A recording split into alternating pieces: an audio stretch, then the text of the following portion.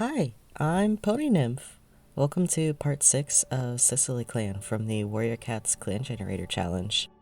As with the last videos, I'll link part 1 and Nefali's original video in the description.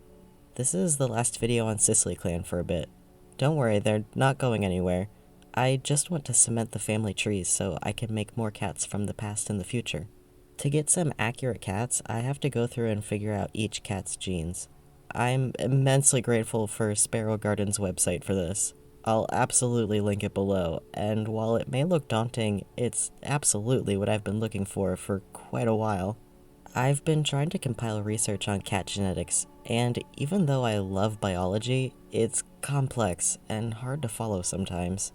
Sparrow Garden managed to display even more than what I found on my own, and managed to explain it wonderfully. I highly encourage you to check it out. Doing this for each cat in Cicelyclan is going to take a while though, so it may be a bit before you see more of them. I really want to see what the rest of the clan looks like though, and in the meantime, I'll keep posting other art content. Now, without further delay, let's meet the retired cats of Cicelyclan. First up, we've got Cootstone the Gentle. She's a long-haired black and red mackerel calico with blue eyes. She's currently Cicelyclan's only long-haired cat. Cootkit was born in a family with a history of litters with pretty round kits, and Cootkit fit happily into this legacy. She was bouncy and mischievous. She was named after one of her relatives, Cootclaw, who was elated when a kit with such energy shared his name. She was close with her family and siblings, as well as a family friend who also had kits. Cootkit got along with both of these kits, but Newtkit and her were thick as thieves. When Coot and Newt became apprentices, they were elated to be in the same class. Newtpaw and Cootpaw were absolutely inseparable.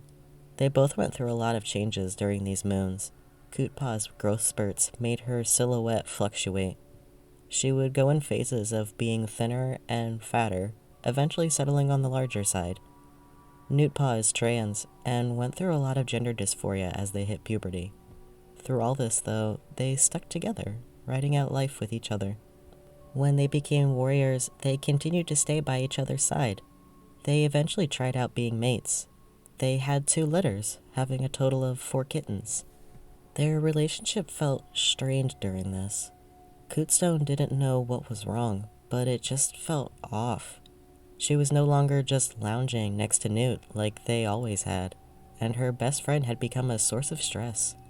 It wasn't until their second litter was born they realized they missed just being best friends. Things were different when they tried to be romantic. It was nice sometimes, but it just wasn't the same. They broke up and raised their kits together as close friends. Cootstone and Newtnose stuck together. As their relationship returned to how it was before, they thrived being in one another's company. One of their daughters had her own litter, and Cootstone and Newtnose treated their grandchildren like their own litter. The two admired how their family had grown, and all their kin stayed close with each other, taking time out to catch up on how everyone was doing. They were proud to have raised such compassionate cats. The two remarked how they couldn't have asked for a better group of cats to share this family with. They ended up retiring together, Cootstone being named Cootstone the Gentle, after her friendly and peaceful reputation. Although this peaceful retirement together didn't last long. Newtnose's health had been steadily declining for seasons. The two cherished what time they had left, and after a peaceful night, Newtnose passed away in her sleep. Cootstone was deeply sad, but they knew this was coming. She continued their routine without her. It was hard, but she knew Newtnose had lived her best life and would want to see Cootstone happy. When the Greencough wave rolled in, Cootstone did what Newtnose and her always did, wandered off until all was clear. She stayed by the graveyard and kept her former best friend company. She didn't realize how bad it had gotten until she returned and realized she was the end of her family line. She had no one left but herself. Cootstone is currently 112 moons, or 9¼ years old. She spends most of her time sunbathing and telling any young cat about her family. She wants to keep the memory of her bloodline alive now that there are no keepers, and she is hopeful the clan will remember her beloved Newt-Nose and their children. Up next is Swanheart the Solicitous. She's a sparsely haired cinnamon and red mackerel calico with copper eyes. If you've seen the previous videos, you may remember her for being Cormorant Heart and Heatherleg's mother. She is generous when giving help, and has a hard time seeing the faults in a cat. Swankit was born with more fur than she has now, slowly losing it throughout her lifetime. Her father named her after her gracefulness, even from a young age. One of her earliest memories is her parents telling her about StarClan. Swankit has since been in awe of the cats that came before her. She made visits to the graveyard to pay her respects, and asked the keepers enough questions that she almost knew most of the cats on the painted wall. As an apprentice, she was nervous to learn and try new things. She didn't want to fail and be made fun of, and it took her a while to get comfortable. She has always wanted to help other cats, and although she wasn't skilled enough to tutor, she did help wherever she could. Her mentors and the keepers suggested she tried to carry the knowledge of Cicelyclan's history.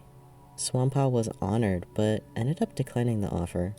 She wanted to be a general warrior, doing duties around the camp. She made sure those around her knew the importance of Cicelyclan's history, but only doing that wasn't her life's goal.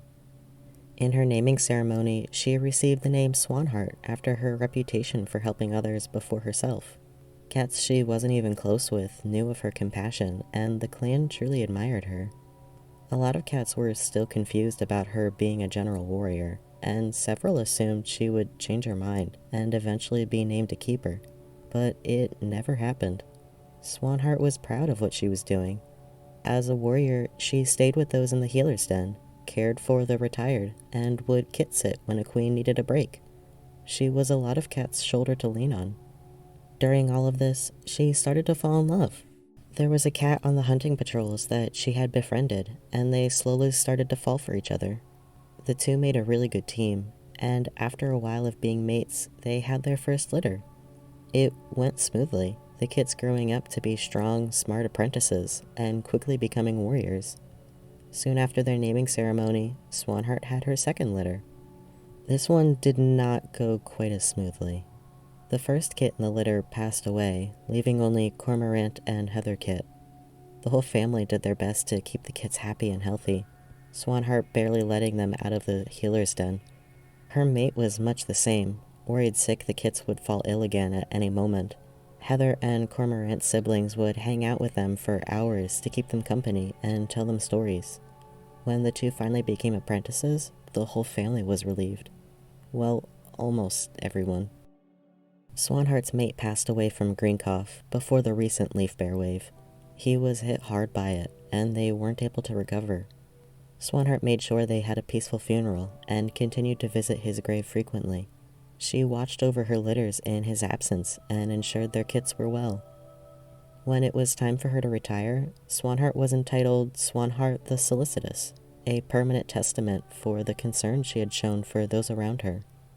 She spent the beginning of her retirement continuing to visit her mate at the graveyard, but as she grew older, it was harder for her to make the trip. A few of her kits in her first litter went in her stead, bringing back her mate's favorite meal for her. During the green cough wave, Swanheart left when white cough was confirmed. She was frail, and no one in the clan was certain she'd make it through the illness, whether or not she quarantined. When everyone returned and saw Swanheart was one of the survivors, they were astonished. Swanheart smiled and said it must have been StarClan's will. Swanheart is currently 144 moons, or 12 years old. She is the second to oldest cat in the clan, right behind Frostthroat. She usually hangs around the healer and other retired cats, or her kin. Blackstar is trying to have her teach the apprentices about Cicelyclan's past before she passes, in hopes the knowledge can be retained. Next is Rookpaw's grandfather, Sootblaze the Unflinching. He is a short-haired black cat with copper eyes. He is part of the family commonly named after birds, Sootblaze being one of the odd cats out to this trend. Sootblaze's sisters followed the naming tradition, being named Ravenkit and Crowkit, but Sootkit wasn't named after a bird because his parents weren't expecting him. The leaf had said they only felt 2 kittens, and so when Raven and Crow were born, but their mom was still in labor, they were caught off guard. Sootkit was doted on by his sisters. He was a runt, and his sisters treated him like a newborn, even as they grew older. Things got a little better when they were apprentices. Sootpaw's sisters struggled with staying out of trouble, but Sootpaw found himself excelling in hunting. The mentors enjoyed working with him, and although he wasn't at the top of his class, he made himself known for his proficiency. It was during this period of time he began dating. His relationships didn't last very long, and things didn't get much better when he graduated. During his naming ceremony, he was named Sootblaze for the energy and determination he possessed. His ex-mates would say they wished he had put some of that energy in their relationships. Sootblaze had a hard time connecting with cats deeper than a crush. Once the excitement of the new relationship was over, he wasn't sure what to do. As he navigated through being a warrior, he ended up with a few kits. These relationships didn't last, though, and while Sootblaze kept in touch with his kittens, he had a hard time doing the same for his former mates. This changed when Soot started dating Eurofeather. The new, exciting phase of their relationship surely ended, and they had become a pretty solid couple, but he stayed excited about being with her. He liked spending time with her, which was new. Together, they had another one of Sootblaze's litters, giving him the daughter that would eventually have Rookkit. Sootblaze knew about Rookkit and definitely tried to make a connection with her, but it just didn't happen. That is, until Greencough. By this point, Sootblaze had gotten pretty old. He was thinking about retiring with Eurofeather, but when she caught Whitecough, he realized things were starting to spiral out of control. He had tried to stay with her and helped the leaf care for her as best he could, but she passed away despite all efforts. During this, he caught Whitecough as well, recovering with some chronic chest pain. When the wave was over, it was just him and Rookkit. He had lived a life full of so much, and Rookkit was all that was left. It was the last straw for him retiring. Blackstar gave him the title Sootblaze the Unflinching after how she had seen him with Eurofeather during the past few moons. Sootblaze used this new free time to try to soak in all that had happened. He was slowly coming to terms with it when he saw Rookkit, now Rookpaw, not taking it nearly as well as he was. He made it a new mission of his to make sure she's supported and cared for since he is her only family left. Sootblaze the Unflinching is currently 84 moons, or 7 years old. He has a persistent soft wheeze when he breathes, and he can't move nearly as fast as he used to. He accompanies Rookpaw in her classes, checking on her with the excuse of bringing her something to eat. He is trying to be her support. He knows he will never replace his daughter, and she can't replace anyone he has lost, but she is herself, and Sootblaze is happy she's still here. Last for this video is our oldest cat, Frostthroat. She's a short-haired white cat with blue eyes. She is deaf and going blind. Frostthroat is incredibly blunt, but friendly. She can be impatient and can come off as inconsiderate sometimes, but she has left a legacy of being a hard worker and has contributed immensely to the clan. Frostthroat became deaf when she was a kitten. She has some fuzzy memories about hearing, but those are hard to recall. She, her family, and the leaf came up with a modified sign language she could use to communicate. She uses ear flicks, paw movements, tail positions, and facial expressions to communicate with the rest of the clan. Cicelyclan can understand her pretty well, and Frostkit definitely made herself notorious for her blunt and sometimes invasive or insensitive questions. She definitely got into trouble when learning to navigate social graces, and being born the only kid to her parents, she never quite grasped how siblings interact with each other. As an apprentice, Frostpaw preferred to stick to the woods. She liked the security of being surrounded by trees, pretty much everything around her being climbable. She was a pawful to handle. She was strong enough that she almost trained to be a rescuer, but she decided her heart wasn't in it. She graduated to become a general warrior, taking on heavy tasks that most cats couldn't do. In her naming ceremony, she was named Frostthroat for her infamous laugh that the clan loved to hear. She continued her friendly legacy through her work. After storms, she would haul large branches away, could move some pretty heavy rocks, and she was able to climb tricky trees to get bird eggs for the keepers.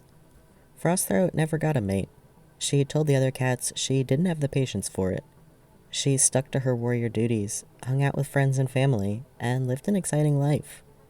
When she became too old to climb trees or haul branches, she retired. Blackstar named her Frostthroat the Robust for the strength she had shown in her duties, and her rarely falling ill throughout her life. When the green cough wave swept in, Frostthroat absently wandered off. In her old age, she had begun to get confused sometimes. She would periodically forget how old she is, trying unsuccessfully to climb trees or wander too far and get exhausted, needing the rescuers to carry her back to camp. As things were starting to spiral, she wandered off. She managed to keep herself alive through fishing, and never saw what Greencough was doing to the clan. When a cat found her and brought her back to camp, the clan was amazed she was still alive. Frostthroat the Robust is currently 150 moons, or 12 and a half years old. She's one of the clan's oldest cats ever in Cicelyclan, and she is respected greatly for this. She is not allowed outside of camp without another cat accompanying her, and she usually needs another cat to keep her out of trouble. Despite this, her clanmates still love her. The other retired cats enjoy her company and prefer to share meals with her. She has a collection of old jokes she likes to retell to any cat willing. She is a relief to be around, and the clan hopes she sticks around long enough to see the queen's litters. And that's it. Welcome to Cicelyclan. There's a few cats I want to redesign in a bit. Nothing major, but it would be nice for them to look a little more memorable. Also, since I drew these before fleshing out their personalities, it would be nice for their reference sheets to match them a bit more. I want to give a huge thanks to everyone that has been watching and adding their input. It has been immeasurably helpful. I hope you all enjoy what I put out in the future, and until then, thank you for watching. I hope you enjoyed. Bye!